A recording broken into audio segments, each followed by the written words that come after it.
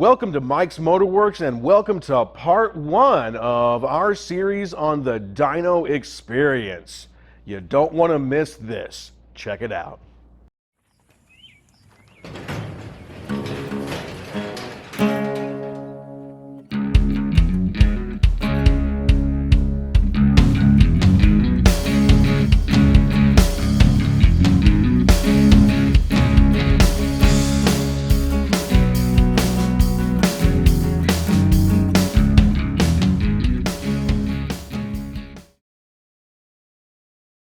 A few episodes ago, you saw that we had a chance, or Little John had the chance, to completely refurbish, rebuild, and modify an LS motor. And that was featured in a LS swap, where John put this LS 5.3 into his, what year Blazer? 04.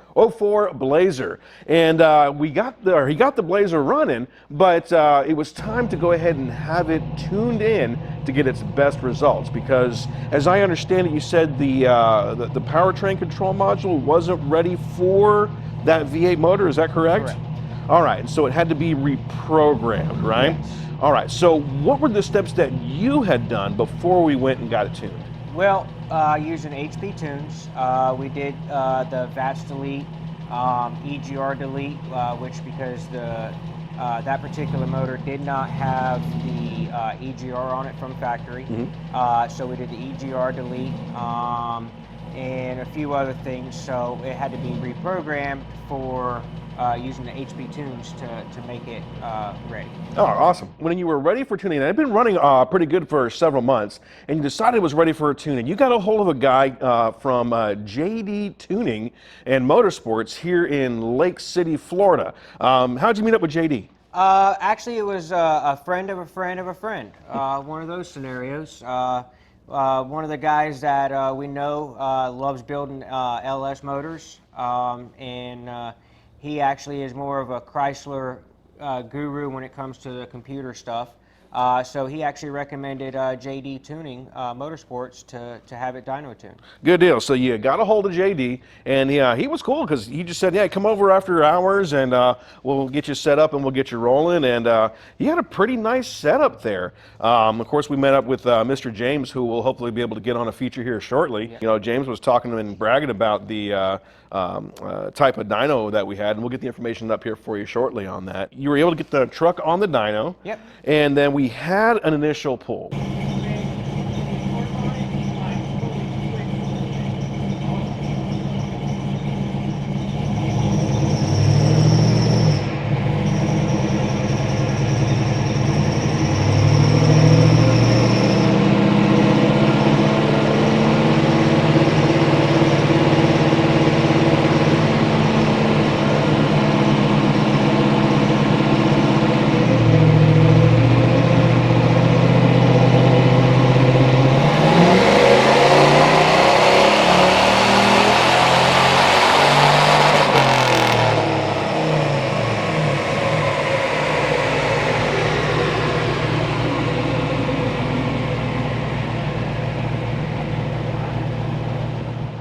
What was the results from that first pull? The initial pull was a little on the weaker side, 253.2 horsepower at the rear wheels, but it was extremely rich. Not trying to get into too much technical stuff, but it was, the air-fuel ratio was around 18:1, which is way too high.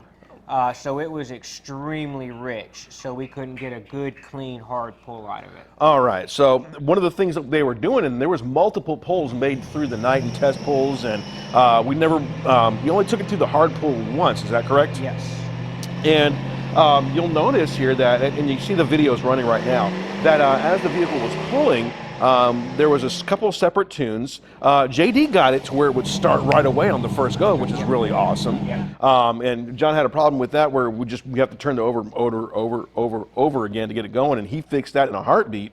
And JD started with the tuning running lower fueled at the get-go, and then tried to work his way up, and then decided to go high and work the way down? Yeah, what we did, what he did is he took my baseline and then basically wiped it out.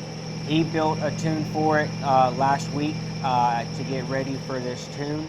And it was running way too lean, and we just kept playing and playing, and it just kept staying lean, slowly getting to the correct air-fuel ratio, but it just wasn't getting there. So we went back in and put my original tune back in, and then started taking the fuel out, and then that's how we got to where we are. Good deal. Now, a couple questions about the experience itself, right? I noticed that he put a probe up the exhaust pipe on the one bank. What was that probe and why was that there? That probe is a secondary air-fuel ratio for his dyno. And what it's doing is it's recognizing the air-fuel ratios actually at the pipe, so we can see it in a bigger field of view when we're running it. Basically, it's measuring for the air-fuel ratio to determine what they call lambda, and trying to get it tuned in for the volumetric efficiency and getting the right stoichiometric figures in. Okay. Which that's a lot of technical stuff we'll get into as we get going. Good deal. And then, as we were on the dyno on one of the pulls, it was like the 9th pull or the 10th pull, he was feeling a bit more confident with the pull, and we got a couple more revs out of it, but then something happened. Yeah, he was, and it was a clean run. He get into the throttle and just something gave way. We're not too sure exactly what it is. I have an idea, and I think it was a defective part that caused it. All right, so yeah, it was running, and I heard a little pop, a little snap, and I thought it was like a typical backfire because John's been having backfiring and timing problems, and then the vehicle was just not starting. Go to turn it over, and there was just no compression happening whatsoever. And then we went through, and I saw JD and John turning on the crank, and there was absolutely zero movement in the valve lifter arms. Yeah, in the number 2 lifter arm assembly. And we did learn a valuable lesson. When you take a car or a vehicle to the dyno pull when you're really going to flog it, you might want to have a backup ride home. Yes. Yes. Well, we weren't anticipating everything. We were anticipating everything being nice and smooth. And it's just one of those things you get in there, because I haven't really gotten into that Blazer hard. Mm-hmm. What they would consider hard for a dyno pull, which is basically wide open throttle. Mm-hmm. And it's done in 2nd gear. So he was in 2nd gear and just got onto it 100% throttle, which has never had that. So, you know, it's one of those things where you get into it because it's a daily driver. Mm-hmm. So I never had the need to get into it because it's got plenty of power as it was. And, right. And it's not really a hard get out and play toy. Right. So hitting that real hard like that, it kind of loosens things up, and things can stretch and break. And that's just part of, I hate saying it's part of doing dyno tuning. And it's part of just engine building itself when you're doing something beyond what the manufacturer had intended for something. Yes. All right, so we're talking about an engine that had a bigger cam that was modified slightly. Yes. And then, so you're already pushing beyond what comes from the factory. Yes. All right.